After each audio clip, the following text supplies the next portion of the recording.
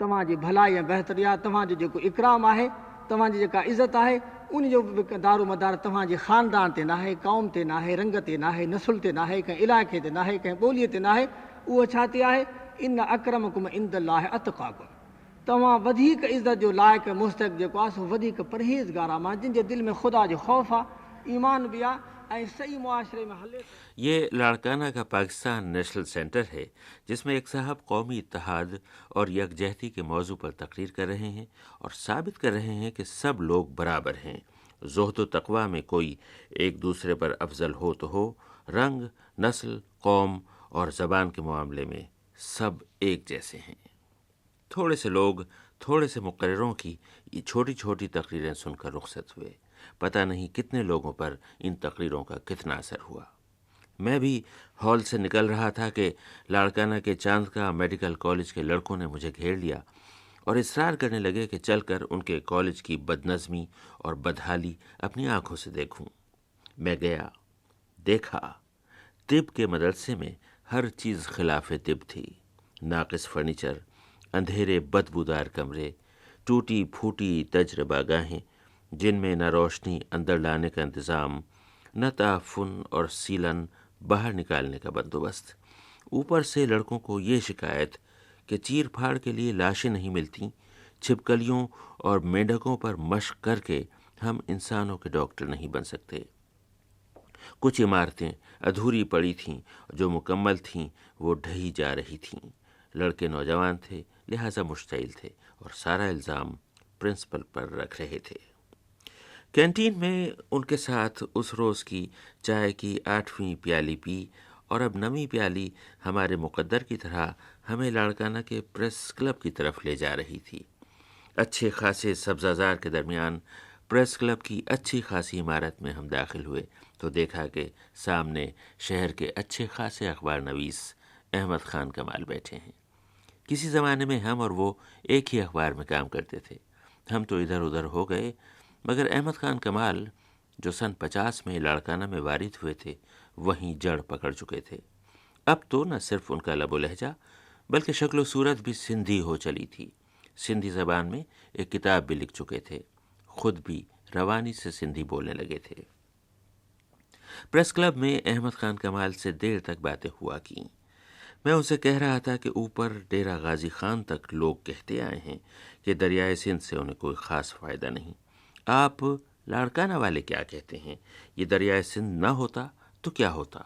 अगर दरियाए सिंध निकाल दिया जाए लाड़काना से तो लाड़काना थर की कैफियत होगी। जैसे थर की कैफियत है, ये होगी। दरियाए सिंध से राइस कैनाल निकलती है और लाड़काना की सारी मईशत का दारो मदार उस राइस कैनाल पर है। उस राइस कैनाल से, जैसा राइस से ताल्लुक़ राइस के नाम से है वो, तो जितनी कल्टीवेशन है वहाँ वो बेशतर यहाँ पर जो है वो है अपनी चावल की काश्त होती है उस राइस कैनाल से। और वो इस कदर ज़्यादा है कि सिंध, पूरे सिंध में जो है वो सबसे ज़्यादा पैदा करने वाला इलाका जो है वो लाड़काना है। और क्या चीज़ें पैदा होती है इस इलाके में? यहाँ पर चावल तो एक ये है कि जो हम जिसको बाहर भेज सकते हैं वो चीज़ें। इसके अलावा लोकल मतलब ये कि यहाँ पर जो है वो जिसे हम गौवा कहते हैं, अमरूद, वो बड़े बड़े क्वालिटी के होते हैं। खाने पीने की बात चीज़ें बहुत मशहूर हैं लाड़काना की। इसे उर्दू में खोया या मावा भी कहते हैं, जो दूध से बनता है। तो वो रत्तू देरो का मावा कहलाता है। वो यहाँ से मतलब ये कि बनता है और यहाँ से लोग ले जाते हैं। वो अपनी नौइयत का एक मखसूस किस्म का मावा है।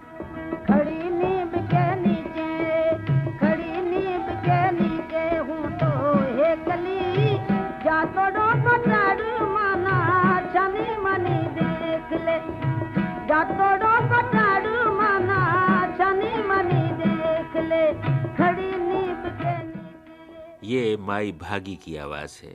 ऐसी अच्छी लोक गुलकारा पर सरज़मीन सिंध आज भी नाज करती है।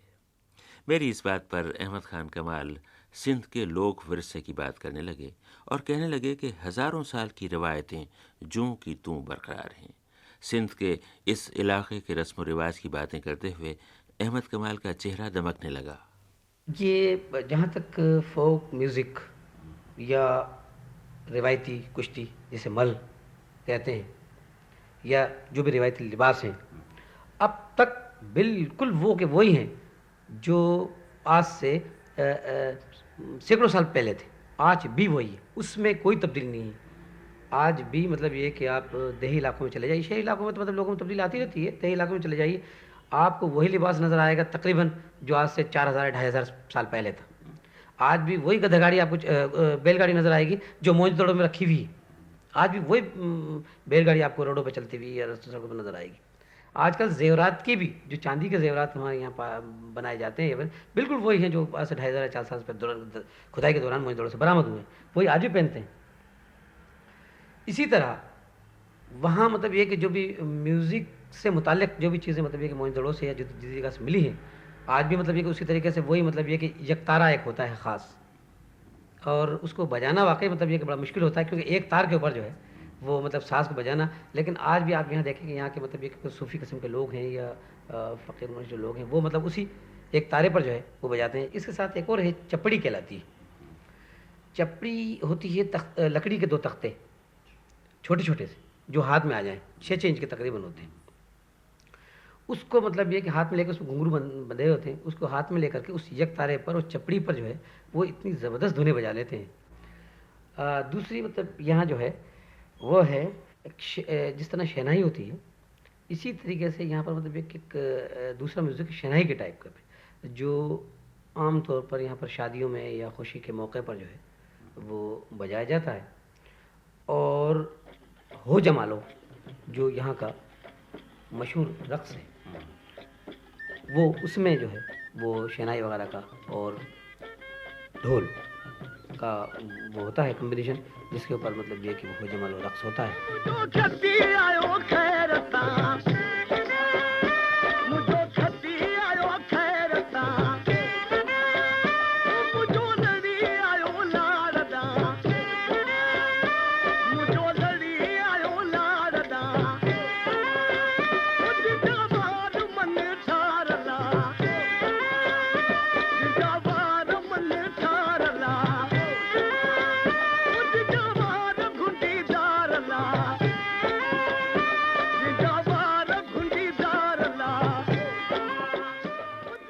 ہو جمالوں کی بات ختم ہوئی تو نئی تہذیب کا موضوع چھڑ گیا.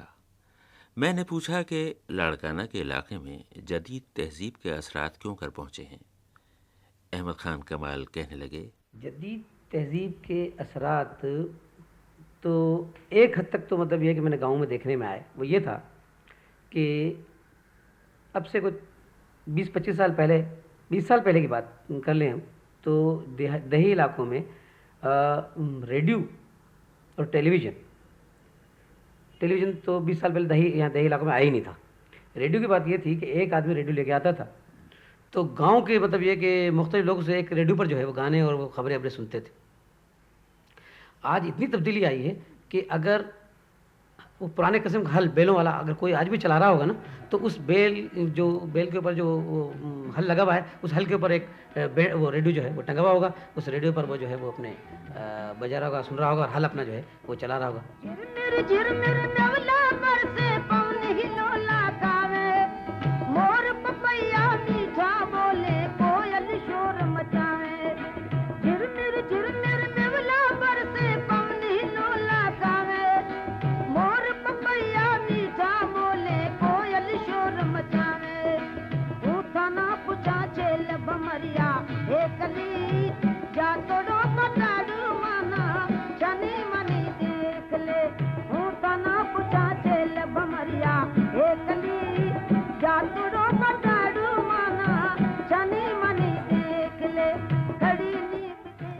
مگر نئی تہذیب جہاں بھی گئی اپنی خوبیاں اور خرابیاں اکٹھا لے کر گئی. لاڑکانہ کے علاقے میں ریڈیو اور ٹیلی ویژن نے بیداری ضرور پیدا کی مگر ہر تصویر کی طرح اس کا بھی دوسرا رخ تھا. میں نے احمد کمال سے پوچھا کہ کیا اس علاقے میں VCR بھی پہنچا ہے. جی ہاں VCR پہنچا ہے اور VCR نے بھی مطلب یہ کہ بڑی پیدا کی ہے اویکنیس لوگوں میں. لیکن اس کے برعکس یہاں خاص طور پر VCR میرے خیال کے مطابق جہاں پڑھے لکھے لوگ ہوں وہاں تو کچھ سود مند ثابت ہو سکتا ہے لیکن یہاں دیہی علاقوں میں جو VCR آیا تو اس نے بڑا مطلب یہ کہ وہ کیا. آج اس کا انداز اس طریقے سے لگا لیں کہ ہمارے مطلب یہ کہ یہاں جو ڈاکو ہیں, ڈکیت جو ہیں, آج کل بالکل اسی پیٹرن پہ یہاں ڈاکے ڈال رہے ہیں جو ہم مطلب یہ کہ VCR میں انڈین فلموں میں آج سے 10 سال پہلے دیکھتے تھے. 10 سال پہلے یہاں ڈاکو نہیں تھے, لیکن بالکل اسی پیٹرن پہ وہ ڈاکے ڈالتے ہیں, اسی پیٹرن پہ اغوا کرتے ہیں جو وہ مطلب یہ کہ VCR میں ہم دیکھتے آئے تھے.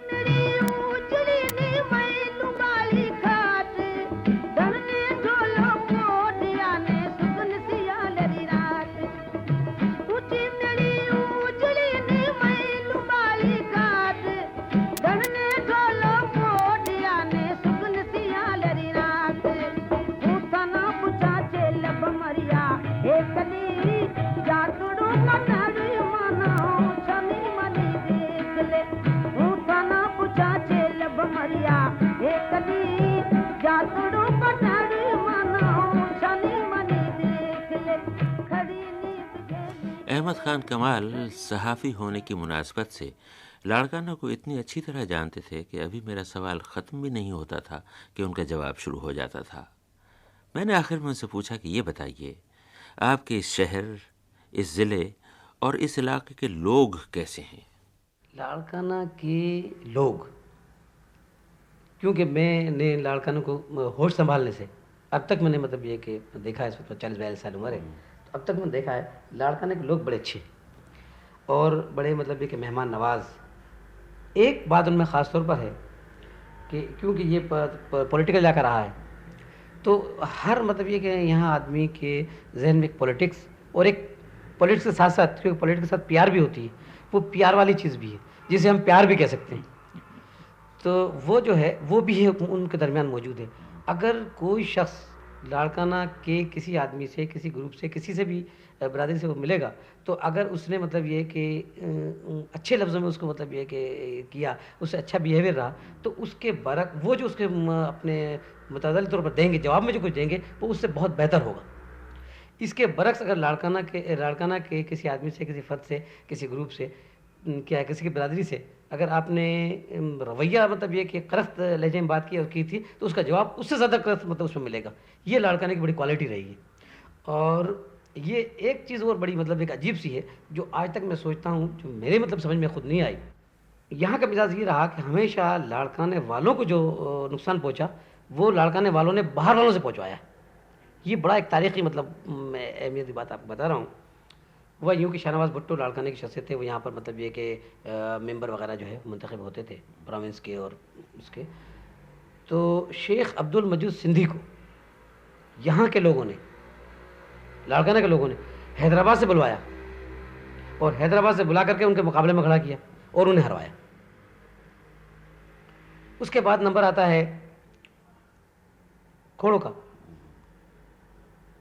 مرحوم ذوالفقار علی بھٹو صاحب جو ہمیشہ لندن میں رہتے تھے, ان کو مطلب یہ کہ پھر سیاست کے لیے یہاں بلایا گیا. یہاں بلانے کے بعد ان کے ذریعے ان کو سیاست میں لے کے آیا گیا. ان کو مطلب یہ کہ یہاں لا کر کے, اور کھوڑو جو یہاں 2-3 سے زائد مرتبہ وزیر اعلیٰ رہے, بڑے اہم عہدوں پر مرکز میں بھی فائز رہے, انہیں ان کے ہاتھوں شکست دلائی گئی. اچھا میں اس درمیان میں رہ گیا. اس کے بعد کھوڑو کو جب سیاست میں آیا تو اس درمیان میں قاضی فضل اللہ کو جو فارغ التحصیل تھے نوشہر و فیروز کے ایک علاقے سے, حیدرآباد میں ان کی وکالت نہیں چلتی, تو انہیں یہاں بلایا گیا. ان کو مطلب یہاں بلا کر کے کھوڑو کو شکست دلائی گئی. اور پھر بھٹو صاحب کے ذریعے قاضی اور کھوڑو کو, دونوں کو بھٹو صاحب کے ذریعے شکست دلائی گئی. اور یہ غالباً میرا خیال ہے کہ یہ اثر صرف لاڑکانہ والوں نے کیوں قبول کیا, کیونکہ ہمیشہ سندھ کی سیاست میں یہ رہا ہے کہ سندھ کے جو بھی حاکم ہوتے تھے انہیں شکست دلانے کے لیے سندھ کے لوگ باہر سے لوگوں کو بلوا لیتے تھے. ہمیشہ یہ ہوا ہے کہ یہاں کلوڑس کو, عباسیز کو, فلاں کو, جن کو نقصان پہنچا وہ باہر کے لوگوں کو یہاں کے لوگوں نے بلوا کر کے اور نقصان پہنچوایا. بالکل وہی تاریخ جو ہے وہ یہاں دہرائی جا رہی ہے کہ یہاں کے لوگوں کو بلایا جاتا ہے اور باہر سے وہاں کے لوگوں کو. اب آگے دیکھیے کیا ہوتا ہے. اور آگے یہ ہوا کہ ہماری اس ملاقات کے کچھ عرصے بعد ایک روز احمد خان کمال نے ایک اخباری کانفرنس میں شرکت کی, جس کے بعد وہ ایک دوسرے صحافی کے ہمراہ کانفرنس کی خبر بھیجنے کے لیے شہر کے تار گھر جا رہے تھے کہ دن دہاڑے سب کی نظروں کے سامنے کچھ لوگوں نے ان پر گولیاں برسائیں. خون میں لت پت وہ دونوں وہیں گرے اور مر گئے.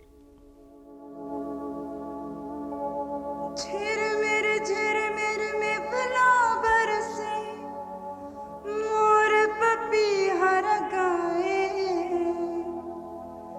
सांस जिथारो छेल गमरियो मां सा